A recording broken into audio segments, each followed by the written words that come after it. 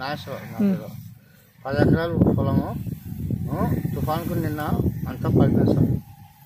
ఏం లేదు, పంట నష్టమే. చేతికి వచ్చిన పంట నాశనం సార్.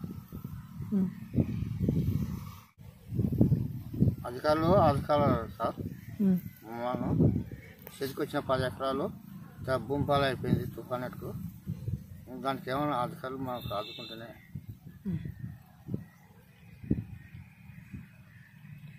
10 ఎకరాలు పోయింది, ఏం లేదు. 10 ఎకరాలు పంట భూమి పాలు తుఫాన్కి నిన్న అప్పులు వేసి పెట్టినా సార్. తుఫాన్కు మొత్తం పడిపోయింది సార్. ఏం పంట చేతికి రాదు, నష్టమే. సార్ ఎట్లుందా మొత్తం ఏం లేదు, మొత్తం నాశనం. 10 ఎకరాలు భూమి పాలనే.